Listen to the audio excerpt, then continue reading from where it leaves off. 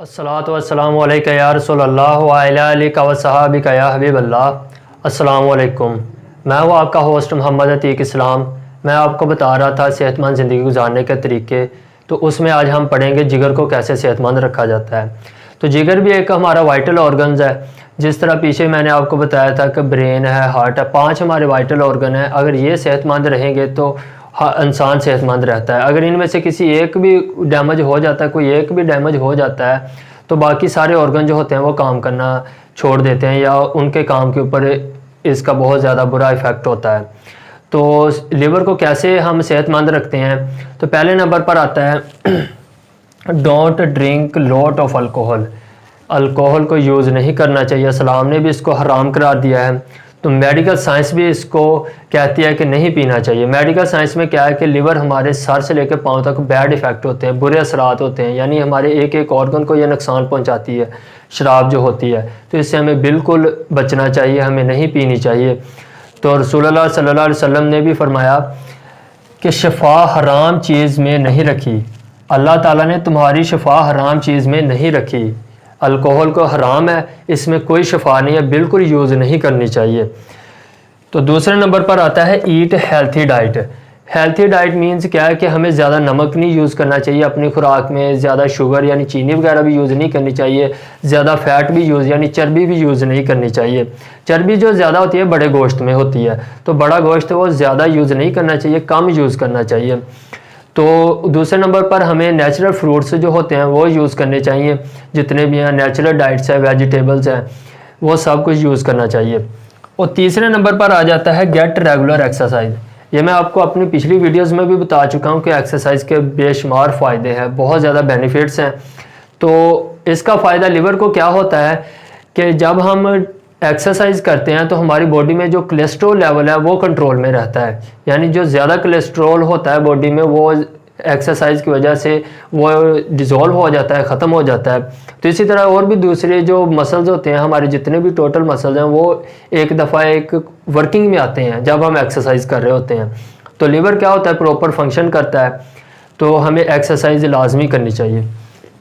तीसरे नंबर पर आ जाता है use medicine according to doctor advice, यानी कि हमें डॉक्टर की हिदायत के मुताबिक मेडिसन इस्तेमाल करनी चाहिए, अपनी मर्ज़ी से कुछ नहीं। जैसा कि हम कहते हैं बॉडी में पेन होता है, पैनाडोल, एक्स्ट्रा पैनाडोल यूज़ करते हैं, सर दर्द हो गया, डिस्प्रिन यूज़ कर ली।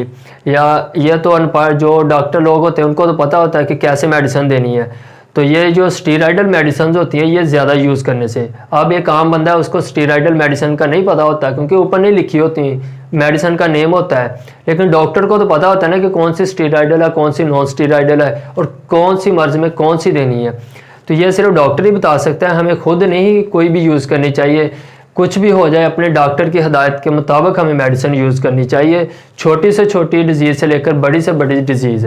तो अगर हम नहीं ऐसा करेंगे, अपनी मर्ज़ी से मेडिसिन यूज़ करेंगे, अगर फ़र्ज़ करो हमें बॉडी पेन है तो हमें क्या पता है कि वो किस वजह से हो रही है, डॉक्टर हमें बताएगा किस वजह से हो रही है, तो डॉक्टर उसके अकॉर्डिंग है। लेकिन हम अपनी मर्ज़ी से कोई भी ब्रूफन यूज़ कर लेंगे, र्यूजन यूज़ कर लेंगे, तो क्या होगा कि इसके बैड इफ़ेक्ट होते हैं लिवर के ऊपर, लिवर के सेल डैमेज होते हैं। क्योंकि सारी मेडिसिन जो होती हैं वो सबसे पहले लिवर से होकर उन्होंने जाना होता है। तो जैसे उनकी बॉडी को ज़रूरत नहीं होगी तो वो लिवर के पास आएंगी, पहले गुजर के जाएंगी, फिर दोबारा जब ब्लड के ज़रिए लिवर के पास आएंगे तो लिवर क्या होगा कि उसको ऊपर वर्किंग करेगा, यानी उसको उसके असरात ख़त्म करने की कोशिश करेगा। तो उससे क्या होगा कि वो हमारे जो सेल्स होंगे लिवर के वो डैमेज होंगे। लेकिन अगर हमारी बॉडी को उस मेडिसिन की ज़रूरत होगी, वो पहली मरतबा तो लिवर के पास से गुजर के जाएगी, तो दोबारा जहाँ पे उसकी ज़रूरत होगी वहाँ पे यूज़ होगी, दोबारा नहीं आएगी। तो इससे क्या होगा कि हमें नुकसान नहीं होगा।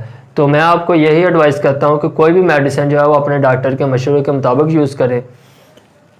फिर उसके बाद आ जाता है टेक केयर एरोसोल स्प्रे, यानी कि हमें ये जो स्प्रे वगैरह करते हैं फसलों को या घरों में हम कोई स्प्रे करते हैं, ये इंसेक्टिसाइड या पेस्टिसाइड जो घरों में कीड़े मकोड़े या मक्खियाँ वगैरह मारने के लिए, तो हमें क्या काम करना चाहिए कि हमें एहतियात से यूज़ करने चाहिए। इनके केमिकल से कॉन्टैक्ट ज़्यादा नहीं होना चाहिए हमारा।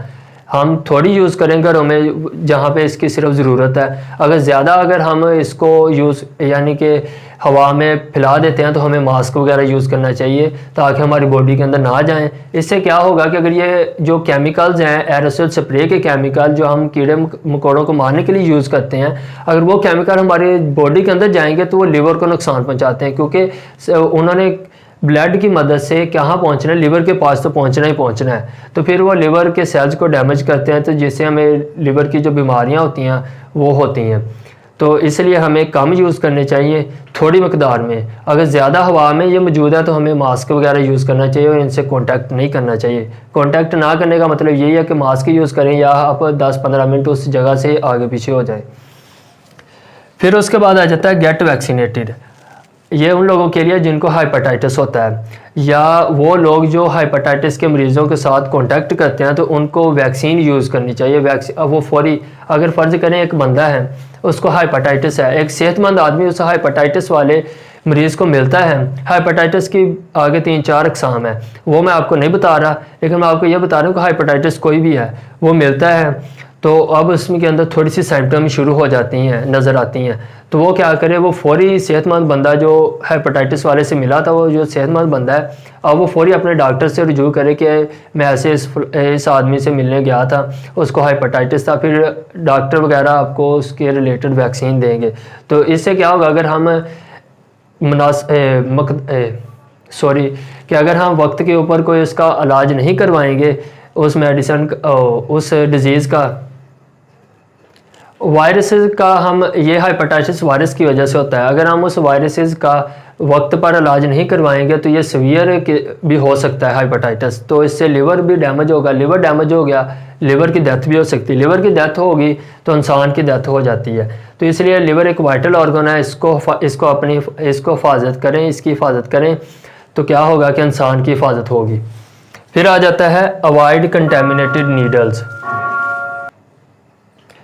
हमें नीडल्स वगैरह जो होते हैं कि अवॉइड कंटेमिनेटेड नीडल्स, हमें नीडल्स जो हैं वो यूज़ नहीं करनी चाहिए। यानी एक आदमी के ऊपर अगर हमने वो कोई सिरिंज वगैरह यूज़ की है तो उसको दूसरे आदमी के ऊपर या दूसरे मैन के ऊपर यूज़ नहीं करना चाहिए, क्योंकि एक आदमी के जो ब्लड के जरासीम है वो दूसरे के अंदर जाएंगे। तो इस तरह क्या होता है कि एक तो बीमारियां फैलती हैं, दूसरे नंबर पर ये जो जितने भी वायरसेस होते हैं ये सारे एक दूसरे से कांटेक्ट की वजह से फैलते हैं।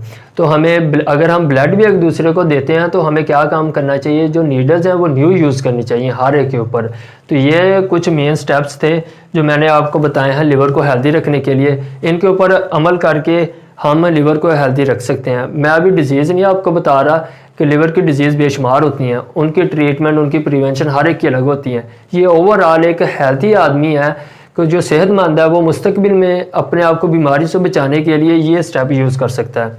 उम्मीद है कि आपको वीडियो पसंद आई होगी। ओके, अल्लाह हाफिज़।